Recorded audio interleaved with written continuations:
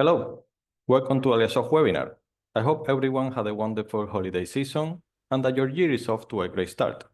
My name is Alejandro Delgado, Associate Partner of AleaSoft, and thank you for joining us today to our first webinar of this year with the topic Prosper for the Energy Markets in Europe from 2025 onwards. As usual, our first speaker today will be Oriol Saltó, Associate Partner of AleaSoft, that will analyze the evolution of the European energy markets and the prospects for this year onwards.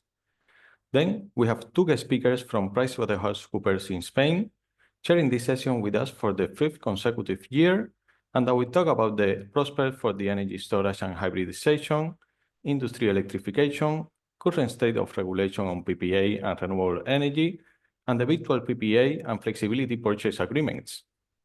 They are Alberto Martín, Energy Sector Consulting Partner, and Roxana Fernandez, Energy Sector Consulting Manager. If you have any questions at any time during the webinar, please use the Q&A menu and we will answer them after the presentations. And now, I hope you enjoyed the webinar. Oriol, you can start now.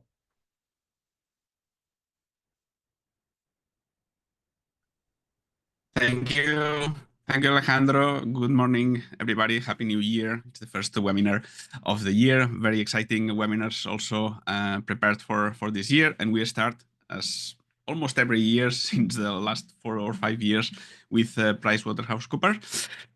Very happy to be in the seminar with them again.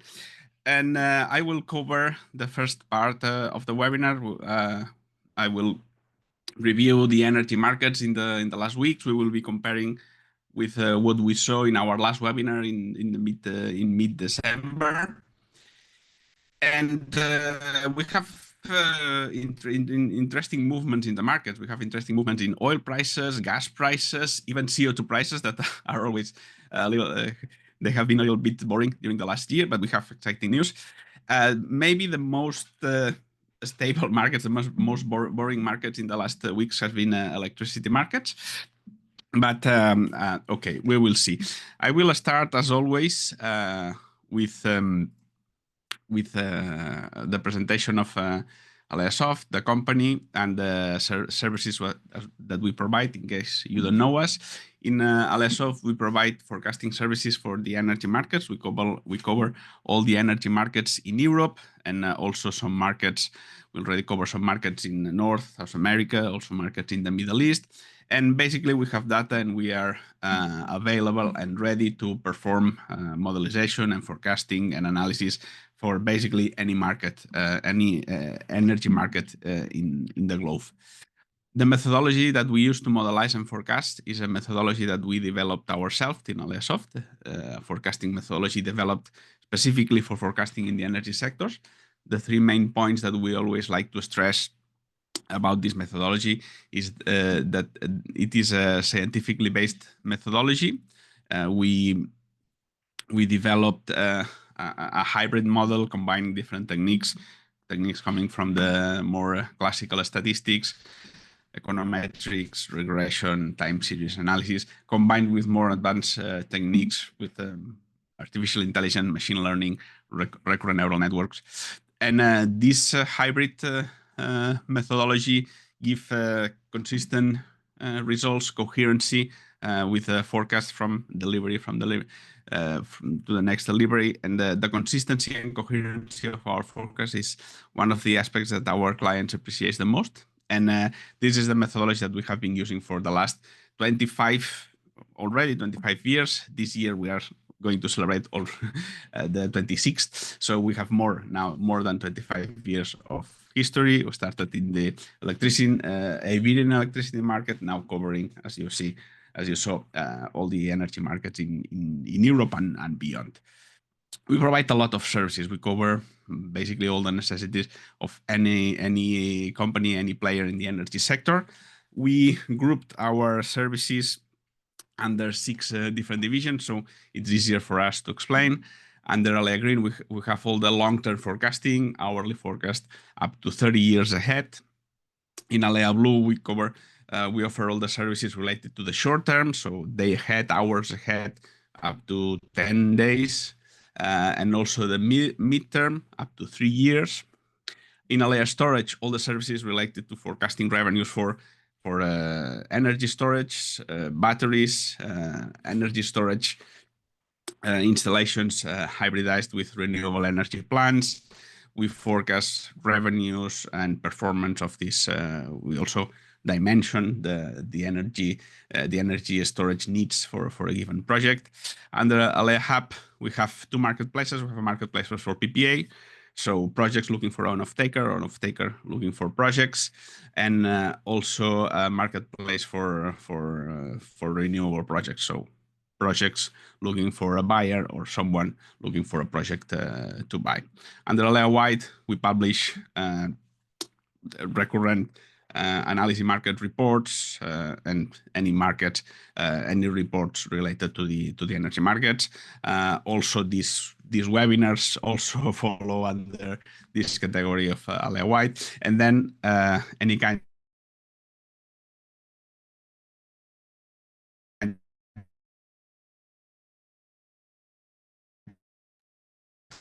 Yeah, Uriel, we lost you there for a couple of seconds.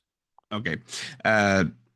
Basically mentioning that any information that you need to make responsible decisions, we can provide it. And with all this range of services, we can basically cover all the actors, all the players in the energy sector. So producers, consumers, operators, investors, etc.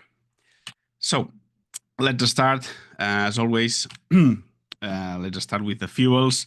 We always start with the oil prices, and so this is since the beginning of 2024, so the evolution of the last year, and basically after increasing prices that reached very high, up to the $90 per barrel, the rest of the 3 quarters of the year, prices were declining, and by the end of the year they were approaching a point where they were reaching this $70 per barrel kind of barrier. So it was interesting to see what was going to happen once they reached it, because once they reach that point, they need to go or up or down beyond that. Well, basically, everything pointed that the prices should go up. This is what happened since the beginning of the year. Prices are already up by 8.5%. Basically, as OPEC Plus members decided to delay the increase in production, they are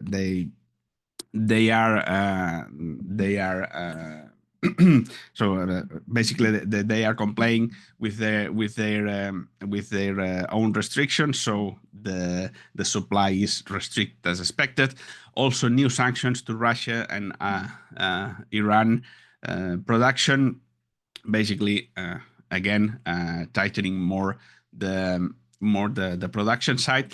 And on the consumption side, we have been talking the last month about how pessimistic was the outlook for China, which is one of the main consumers of oil at the global level. And lately, maybe this sentiment changed a little bit. Now things are looking a little bit more optimistic. At least this is what the market seems to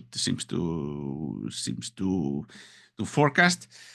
Then, with expected increased production, with lower production as we have seen, then basically prices went up, and this is a change in the recent evolution. We are now at the level of $80 per barrel, and everything looks like prices should be there. And if everything needs to change, it's difficult to say. But looking at the geopolitical situation, probably there is a little more chances that prices went a little bit more higher than they go lower. But we will see. Right now, it looks that prices are at this level of the $80 per barrel. Right now, they are 81.9, so close to 82, but around this level, and probably for the next weeks they are going to be there. Probably in the coming days, in the coming weeks, we can see prices going down a little bit, because after a large increase like the one that we are seeing, usually prices go down a little bit, but the expectation is that the prices remain more or less at this level. For gas prices, okay, basically through all 2024, we have been seeing how prices went increasing a lot. By the end of the year, just as the end of the year, we reached the level of the 50 euros per megawatt. This is the highest price since October 2023. And since then, prices have been going down to 45. So yeah, today they are around 46. So still close to this 50 euros barrier. Interesting things that happened during the last weeks, as we mentioned several times. By the 1st of December, the flow of Russian gas through the Ukrainian pipeline ended. That was very expected for the market. So basically, instead of prices going up once this happened, as it was clearly expected and already priced on, prices started going down. So basically now what is pushing prices up are the storage level situation. So as we will see in the next slide, storage level are decreasing. Well, we can already see it. They are decreasing quite fast this year comparing the recent years. And basically this is putting a lot of pressure on where we will end up by the end of the winter. So how much gas we will need to fill up again the reserve for the next winter. So, and this is basically, we will see also in the futures prices, how futures prices for the summer, that usually gas prices for the summer futures are usually lower than the winter. They are higher than the next winter. This is because there is a lot of concerns on how much gas we are going to need to refill the storage for the next winter, and there's a lot of competition. We will need a lot of LNG. Asia is also needing a lot of LNG, so we will be competing. We will need to offer higher prices in order to get those cargoes. So it's going. It looks like it's going to be quite difficult summer.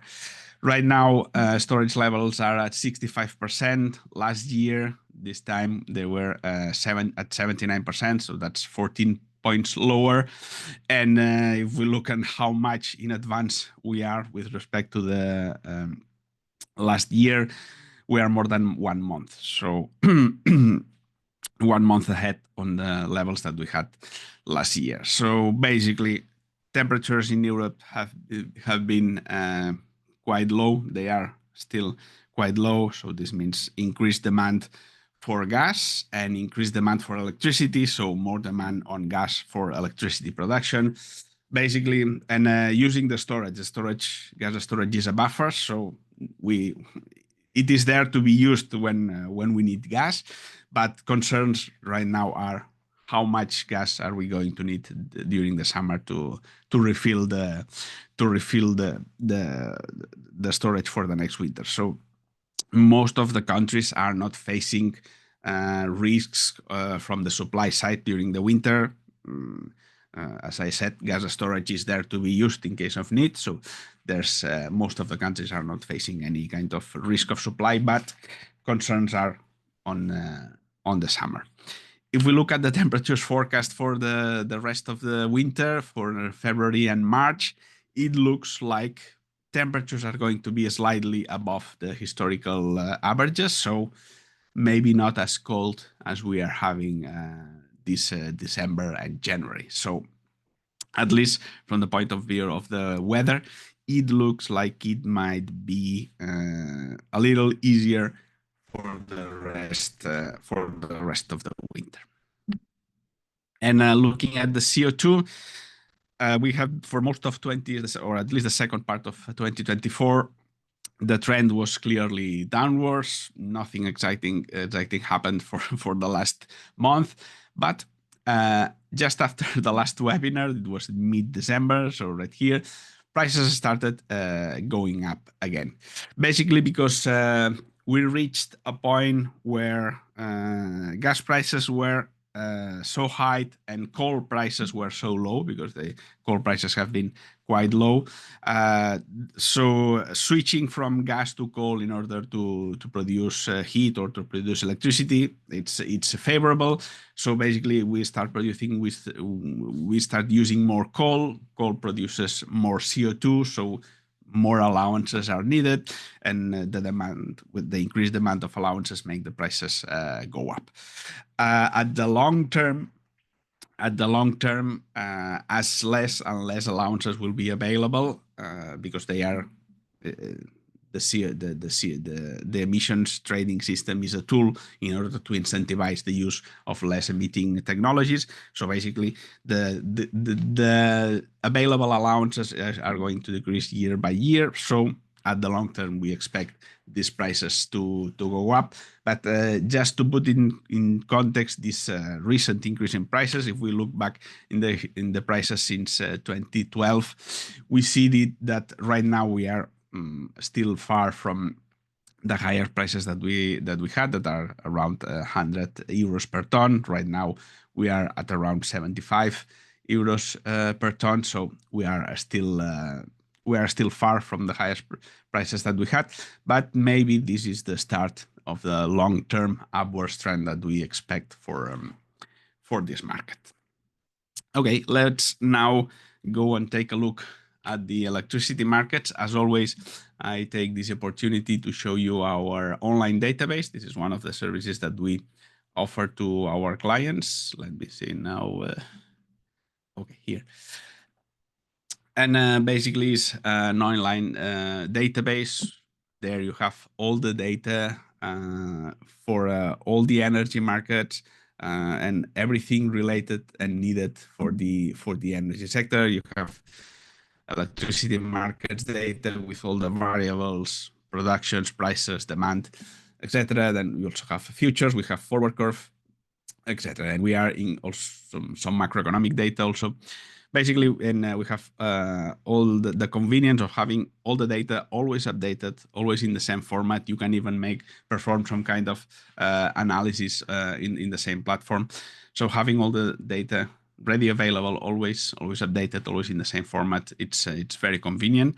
And information is power, they say. And in the end, I would say, especially in the energy sector.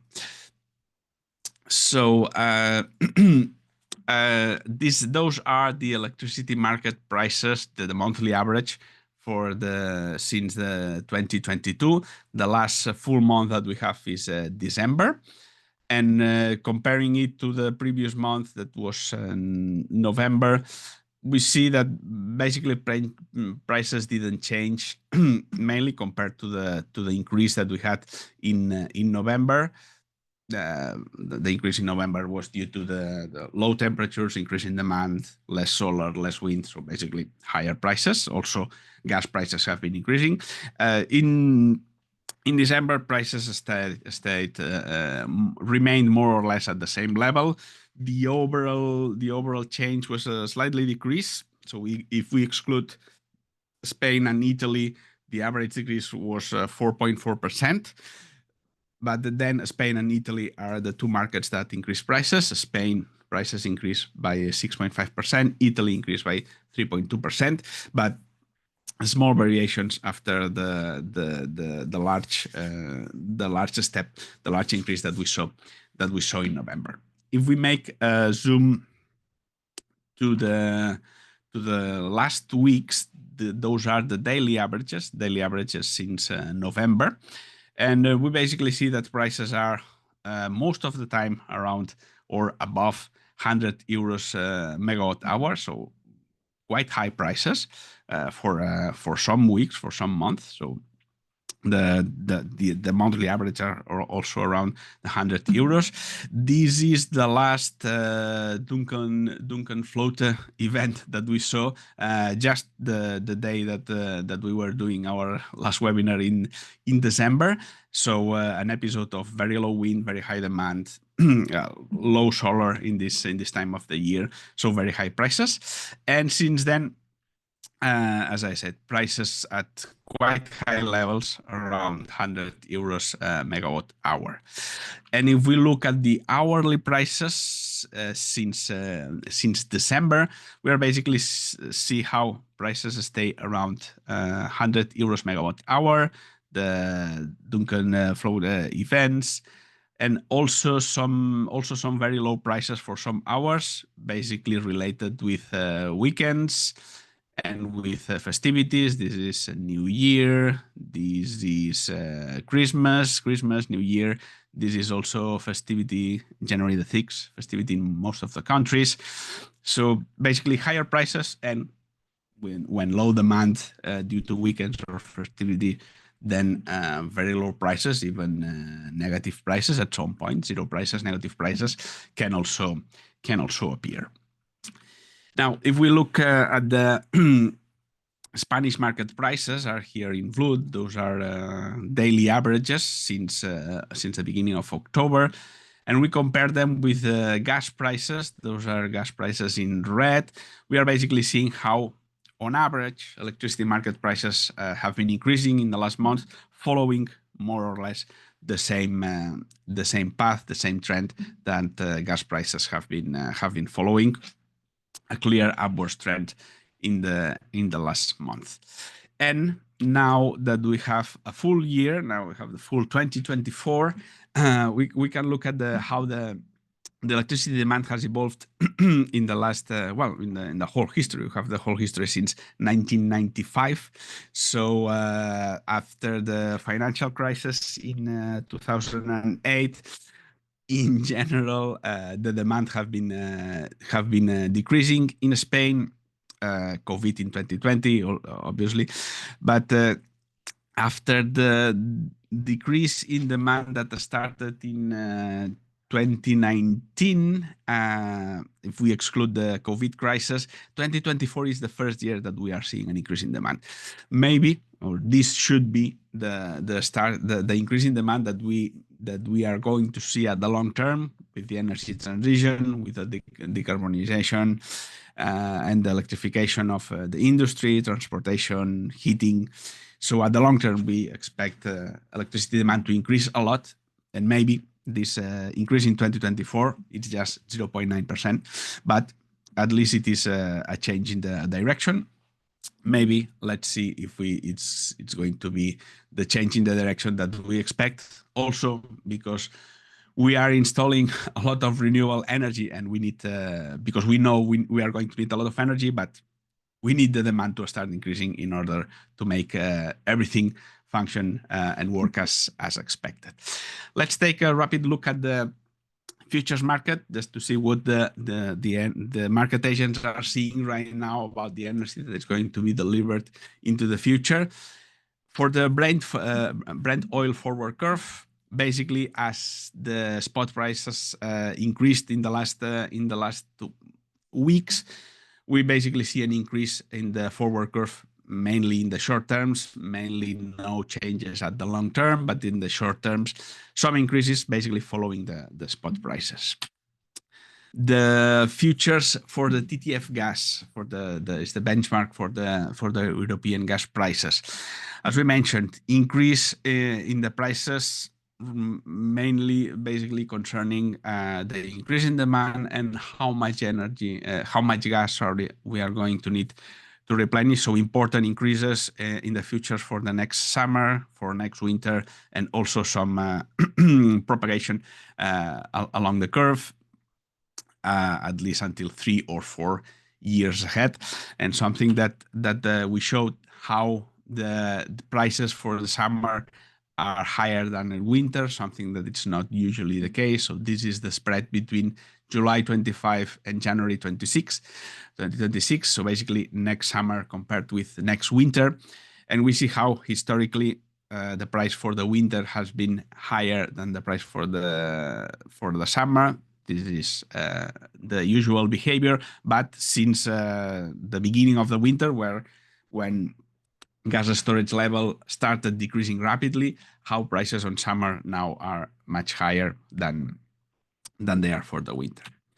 CO2 prices, as the spot prices, as we have seen, has increased in the last weeks. The forward curve also increased. The forward curve for the CO2, it's very rigid, so all the curves followed the increase in the spot prices.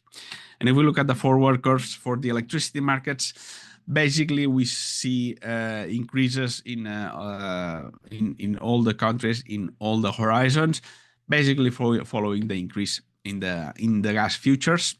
Most important increase in Spain, and then also increases in Italy, Germany, and France, around or below between 5 and 10%. Basically, following, as we mentioned, the increase in the gas futures that we have just seen. And okay, just as look, what are the key elements that we are looking right now in order to make a forecast, also as a summary of what we have seen. Brent oil prices, now we are back to the level of $80 per barrel, basically because we are seeing less production and some optimistic forecasts on the demand side. So less supply, more demand, higher prices.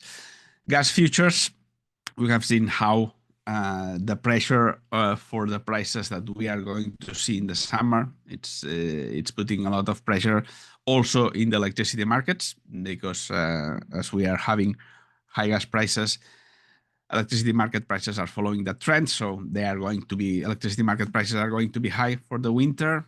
Let's see the summer, because probably in the spring, with low demand and high renewables, prices are going to be low again. But during the summer, things can be, if prices are kept high in the summer, the situation can be different from what we saw in 2024. CO2 prices back to the level of 75 euros per ton. As we are using more coal, we are needing more allowances, and at the long term, we expect these prices to go up. And something that we mentioned in our last webinar, we are changing this 5-year period from 2025 now up to close to 2030. 2030, it's kind of a target year for all the climate goals. So we expect these next 5 years to be key years for batteries, for energy storage, and at the long term, energy storage, renewable energy, hydrogen production, and how all these technologies are going to work together. This is what is going to be setting the prices at the long term. And just let me finish inviting you to our next webinar. It's going to be February 13th. And again, we are going to have Tomás Garcia from JLL talking about energy storage, about batteries. Very interesting what we heard last year from Tomás. Let's see what news we have this year for what we expect is going to be a very important year for batteries. Thank you very much, Alejandro. Thank you very much, Oriol, and thank you again, Alberto and Roxana, for sharing this webinar with us again. And Alberto, you can share now. Yeah.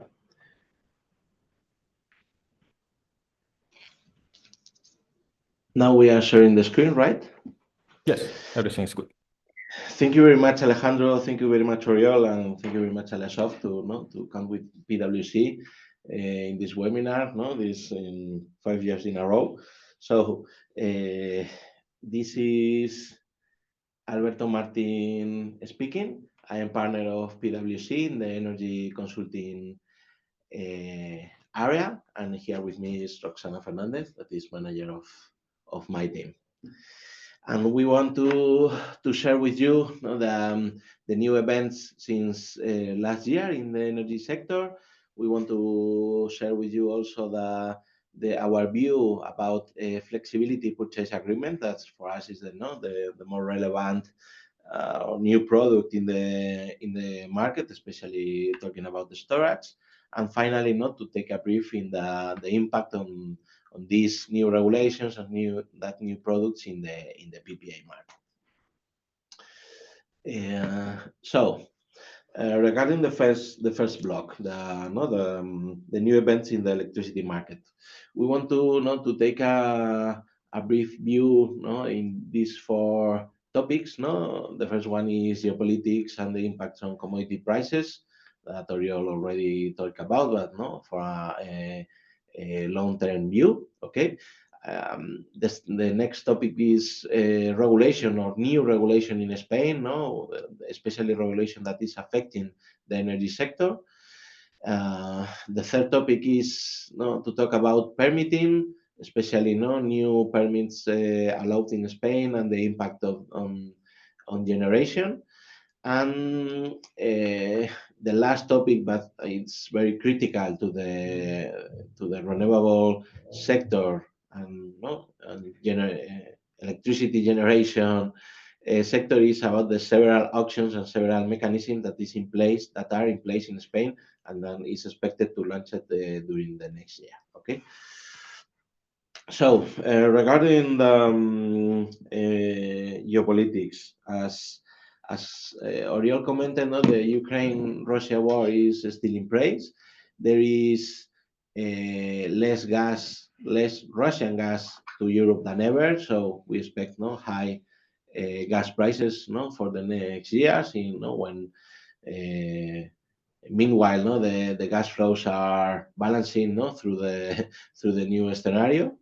And there is two elections last year, one in the USA and the other in Europe. Regarding the states, the administration is changing from one party to the other party in the states, and we expect more protectionism and more or less explicit support to renewables in favor to maybe fossil fuels. But we need to wait for the new regulation to be developed by the Trump's administration. Okay. And regarding Europe, there is no huge change in the European Parliament, in the European Parliament composition, but the speech is changing from regarding energy transition. We will switch from green transition to clean transition. We are not focusing on just renewable and only renewable, but clean technologies. We are open to explore other technologies in order to fulfill the decarbonisation objective. That is the final objective of the European Union. So let's see what impacts it could have in the market. Regarding commodities, Oriol talk about the current situation, but from an historical point of view, we are not double or tripling the historical gas price. So the impact on the industry is really relevant.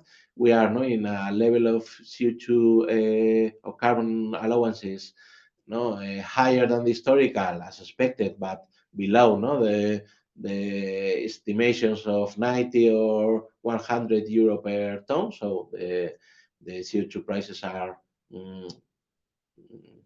more or less stable. Okay, but these two combined effects are impacting on the pool price, and the pool price is more or less double than the historical. So it is maybe good for energy generation, but bad for the industry and consumers in Spain. So let's see the impact for the next years. Okay.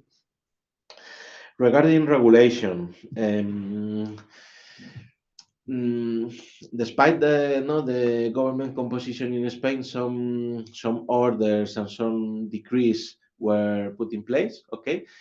The majority of them are related with general energy measures, especially extending or cutting energy crisis regulation or energy crisis related regulation in 21, 22, and 23. They are splitting, extending some measures and stopping others. Okay, generally speaking, the new PNIEC are now in place. The version, the second version, officially approved by the government, and there is some regulations, especially regarding grid access. So the just transition node, the capacity access to just transition nodes and new regulation about the procedure and accessing connection to the demand. This is the more critical and more new regulations in Spain. Okay. Regarding the PNIEC, we have, as commented, the new version, and as you know, we expect more or less CO2 emissions, more reductions in CO2 emissions. We expect more energy efficiency, a lot of more renewables, not only in electricity generation, but also in the final consumption. And the most new or the most critical change is about storage. We are now putting the figure of more than 22 gigawatts or storage installed in Spain. We compare to 20 gigawatts, but it's not from the last PNIEC, but from the energy storage strategy. So we are jumping. We are pretending to achieve a lot of storage that is, from our point of view, is good to the energy sector, due to the huge penetration of renewables expected. Okay. Regarding general regulation or taxes regulation in Spain, we are putting the taxing level the same as prior to the energy crisis. We are putting the VAT at 21%, the tax electricity to more or less 5%, and the tax generation in 7%. So we are coming back to the oldest, to the previous taxation. So we are talking about that the final consumer is supporting more than 30% of taxes in the electricity bill. So this is something to be considered by not only for the consumer but also for the government. Okay. Another electricity measures are regarding the energy or electro-intensive industry. The government is extending the reduction in tools. So this is good for the energy, the large energy consumption sector. They are also they are putting in place or creating a new tax, but it's more or less the same. The tax on large companies, the famous tax regarding, especially taxing the investment not related with the energy transition. So let's see if this new law and this new royal decree is approved by our parliament. Okay. And regarding the social bonus that is related with vulnerable consumers and several vulnerable consumers, the government is extending the mechanism, but with less reduction in the tariffs. Okay. Other regulatory measures that impact in the energy sector, we have a new framework for cogeneration and biomass generation. They were asking for a new and stable methodology of remuneration, and the government published a new mechanism, and the sector is more or less agree with this mechanism, who allows to the technology to keep generating energy. Okay.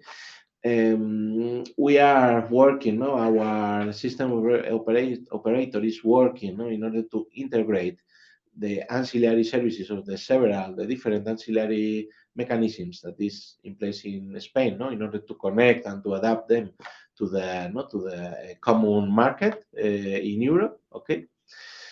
The government finally approved the Spanish white certificates mechanism that we call them the CAEs, the Certificados de Ahorro Energéticos. Okay.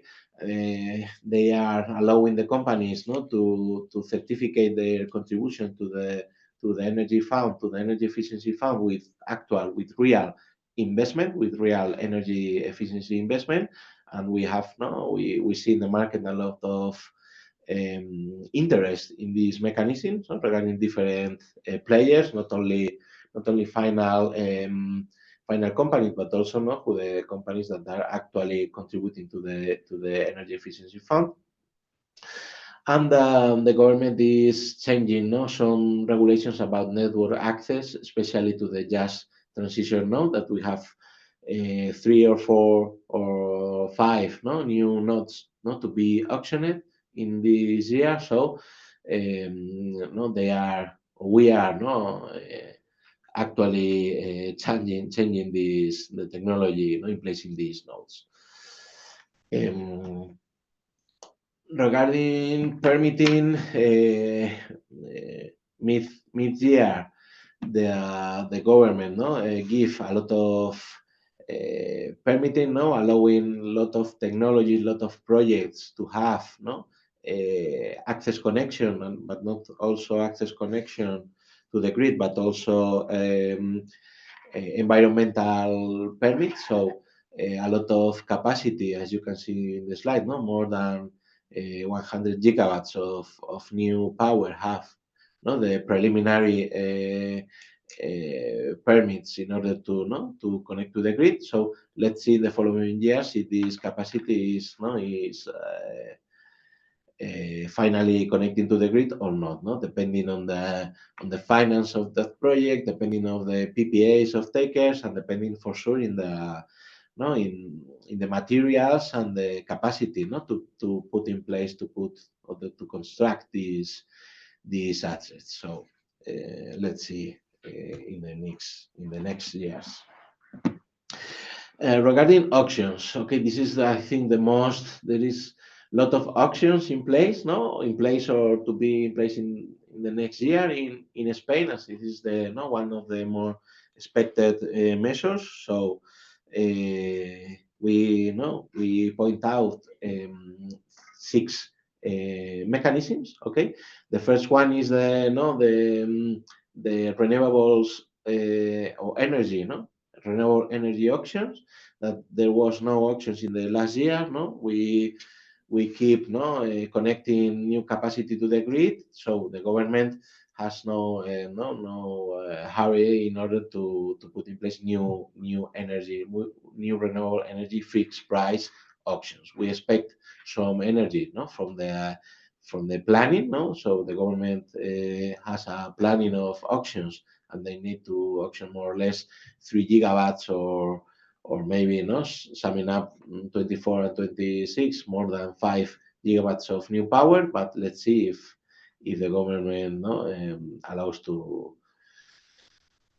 have this auction. Okay, regarding network access, as commented, new auctions regarding just transition nodes.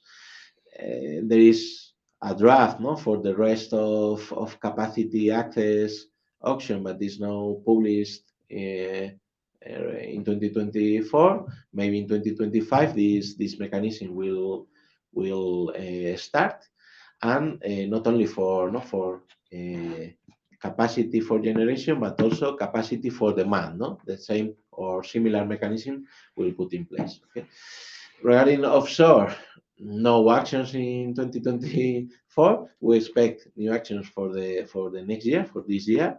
There is a royal a decree in place that allows and they set the basics for the demand, but we need for more regulation in order to set the rules of that auctions. Okay, regarding CHP and biomass, there is a public consultation in place in order to structure the auction mechanism.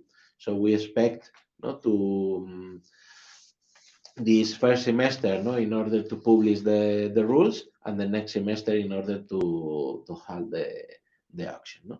Regarding non-mainland, there was actually a auction in the last year, but is already studied by the regulator and the system operator, and there is not result this year. Okay, the SRAD is the auction regarding the demand flexibility. In the previous year, in 2024, the result is not really low regarding demand and price, but this year is a lot of more demand, more price. So there is a lot of demand, or regarding demand flexibility. So let's see this next year if there is going to be a new SRAT auction, or maybe capacity market, that is the last expected auction mechanism in Spain. We expect the capacity market for especially combined cycles, storage, not only batteries but also hydro pump, and the demand for sure is allowed to participate, but depending on the cost or the price of the SRAT and the capacity market, the demand will choose one mechanism or other. Regarding this last mechanism that is critical for the development of storage in Spain, is designed, just a few ideas, is designed for low carbon technologies, storage facilities, and demand management facilities. It is aligned with European regulation. That is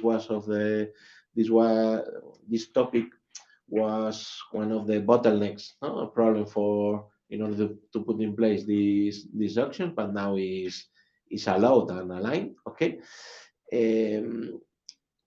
The awarded capacity need to be or need to participate in different markets, especially in the critical hours defined by the system operator, and this operating procedure is not in place right now. The system operator need to define this procedure in order to the players to understand the needs to be operating the critical hours. Maybe the combined cycles are more flexible regarding that way, but the storage need to be prepared, need to be charged in order to discharge the energy to the grid in these critical hours. There will be more than one type of action and more than one type of time horizon. I mean, this is a 1 year product, but also 3 years, and maybe a long-term product regarding new investment. So let's see the final text of the regulation. It's now on public consultation. Is open to new contribution of the sector. For sure, this to cover this topic is critical. To stay prepared. Stay prepared in terms of have the auction modeled. To know about the potential the capacity, who is going to participate. I mean, not only the combined cycle and storage, maybe hydro, maybe storage with public grants, maybe storage in critical zones of technical restrictions that they need less price, or less income, in order to participate. So, to generate the best offer, taking into account that this is a pay-as-bid mechanism. From our point of view, the capacity need to have a clear view of all participants, the auction, and the new playground of the auction.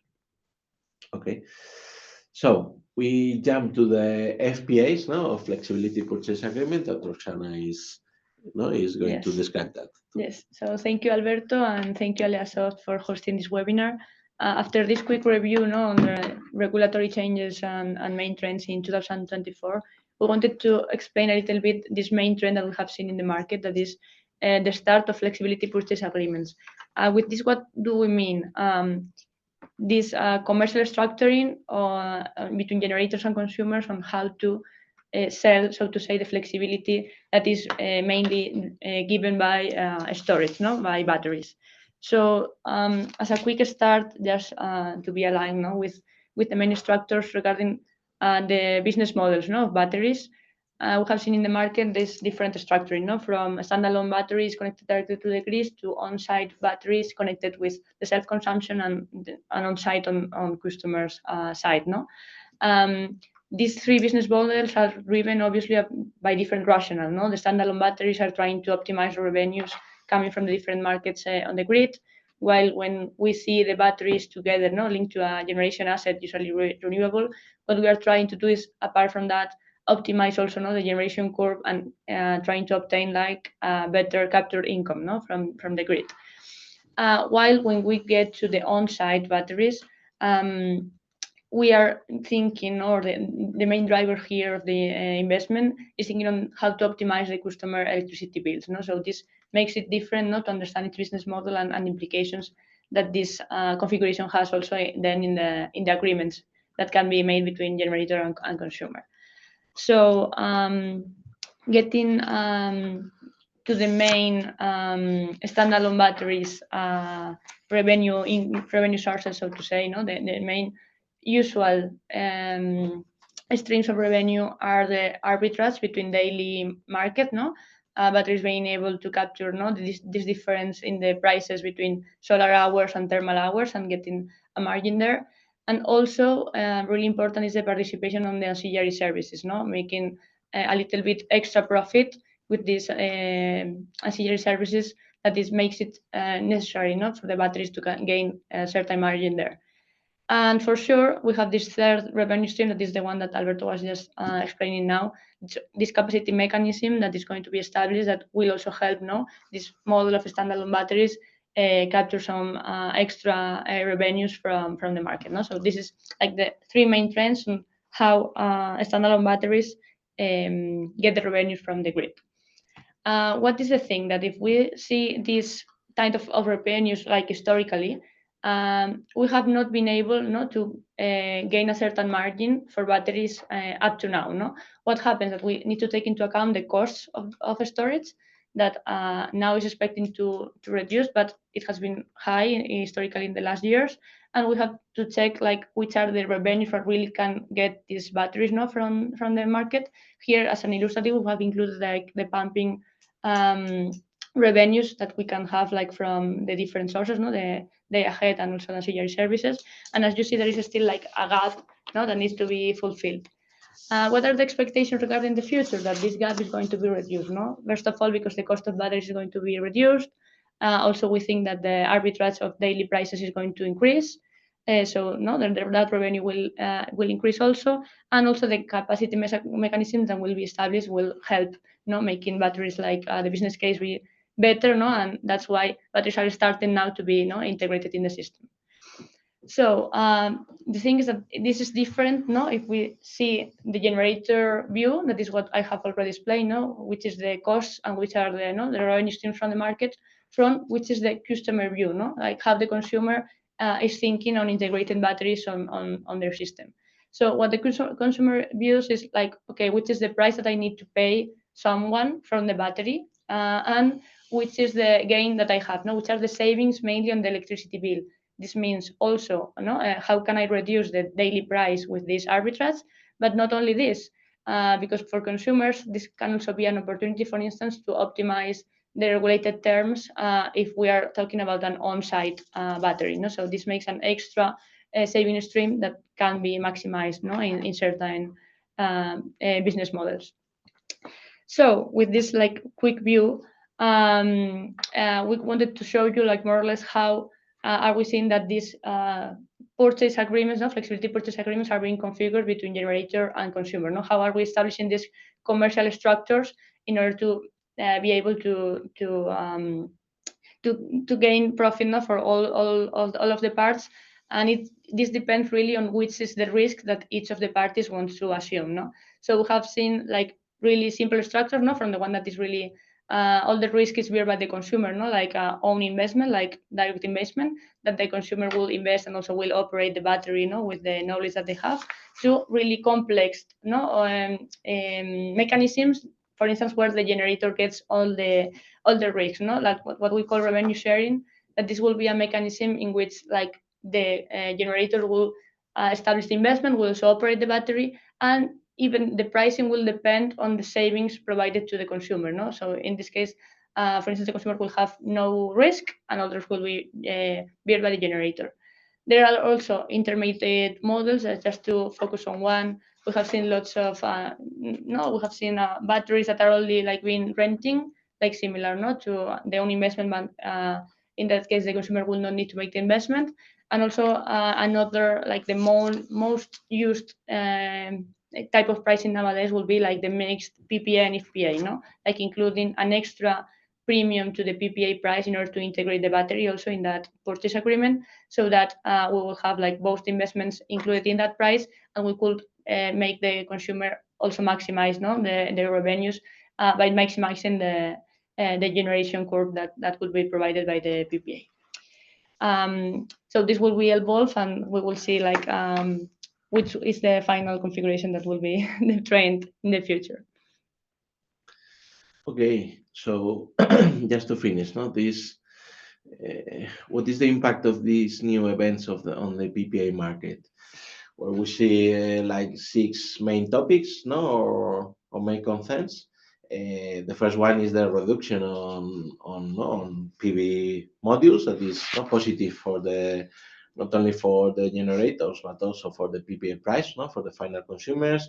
We see a trend of pay-as-produced products or maybe mixed products, no, hybrid products, especially regarding storage integration in the PPA. So we are moving from pure pay-as-produced to other new products, in order to adapt the demands or customers of takers needs. Okay, we see a lot of new offer or new generation projects that is looking for PPAs, no? So more demand and more offer than demand in some talking about some specific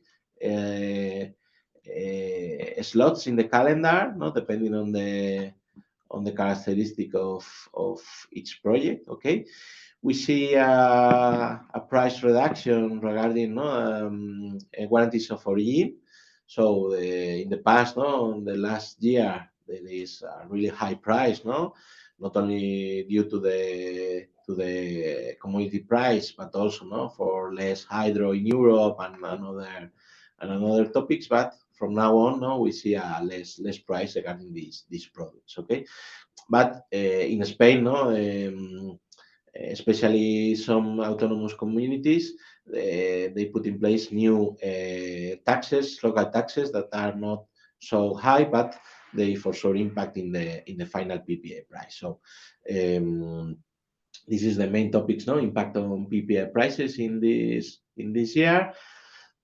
And discussed in previous webinars, we see that in order to negotiate and in order to structure a PPA, we see 5 dimensions of analysis. The impact on the off-taker operations, how the asset is producing energy and how the consumer is consuming that energy, that need to be adjusted. For sure, the business case, compare the cost of the PPA and the actual electricity price in the future, or maybe taking risks, not taking risks, whatever, to fulfill the ESG, the ESG requirements, regarding new certification of energy, is need to be new energy, in place in the market in this time, maybe depending on the company, the criteria is one or another, For sure, these new products or new complex products, structured products, will have impact on the annual accounts, on the P&L, on the balance sheet for both, the off-taker and the generation, so need to be analyzed. Okay, and for sure have a complex hiring process, and we need to mitigate the potential risks, not only operational, but also for the electricity regulation and also from the general regulation of Spain. Okay, and as discussed in other webinar, we see as 2-phase analysis. The first one is related with the strategy, related with the needs, for sure, for both, for the generator and for the off-taker. They have different objectives and need to be structured and defined. What time of PPA should be negotiated, or looking in the market, and now and after setting the objective, we need to, or you need to negotiate, to look for potential players in the market, establish bilateral negotiations, and for sure to negotiate that contract. Okay, so this is our presentation so far. So happy to discuss with you if you have any question from now on.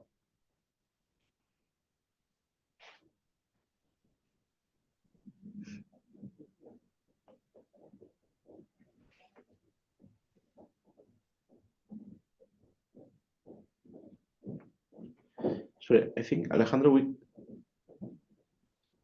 we are not hearing you. Yeah, we cannot hear you clearly, Alejandro.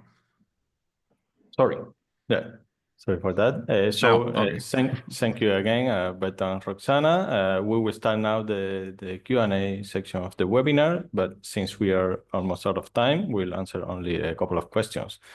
Uriol, I see you have one question. Yes, so there are some questions about batteries. So how do you approach the complexity of managing batteries in a hybrid system with renewables, the role of optimizations to maximize efficiency, to maximize the battery lifetime? So forecasting revenues for a battery is much harder than for a PV system. For instance, a PV plant, you basically need the location, you need to know the installed capacity, if there are some restrictions on the connection to the grid. But basically knowing that, you know how much energy you produce, the PV plant degrades 0.3%, 0.4% each year, so you take that into account. Basically knowing how much you produce, you forecast the prices, then you can forecast the revenues. In the case of a battery, it's much complex because batteries degrade much faster. They degrade by itself just 1% per year. On top of that, they degrade on how much you use. So with each full cycle, they degrade further. So it will degrade depending on how you use. How are you going to use? Are you going to use it more aggressively? So it will degrade faster. So you will probably need to replace them sooner because when considering a forecast of 30 years, at least you are going to have to replace the batteries at least once in order to keep more or less the project viable. So it's much more complex because it not only depends on the system itself, but it depends strongly on how you use it. So when forecasting revenues, this is something that we have to agree, that we have to talk with the client. How are you expecting to use it? Because on that will a lot depend the revenue forecast. Thank you, Uriol. Alberto, Roxana, I see you have selected some questions. Yes. Go ahead. One question to clarify that is if flexibility purchase agreements is the same that flexible PPAs. Well, when we talk about flexible PPAs, from our point of view, there is no need of storage. Maybe this flexibility, or the generator can take the risk of the flexibility. They can module the PPA in order to give you more or less energy depending on the capacity of the asset. I mean, if the asset is 100 megawatts, I giving you just 50, but sometimes I can give 60 or 40. Okay, but regarding a flexibility purchase agreement is related for sure, or it's need to be related with the storage. That this storage can give you energy in slots of time that the PPA is not able to give you energy. I mean, during the night, or giving, for instance, the off-taker giving the instructions to the battery in order to storage energy in time when I am not consuming from the grid, but in other time, maybe solar hours, but solar hours when I am producing or asking for more energy. So I think it's not the same flexible PPA that flexibility purchase agreement. Okay, thank you. So we will answer the remaining questions directly by email. And as Uriol mentioned, I invite you to register to our next webinar in February that we will share with JLL again. It's really interesting webinar as well. And thank you again, Uriol, Alberto, and Roxana for your presentations and the audience for joining. Have a nice day. Thank you very much. Bye. Thank you. Goodbye.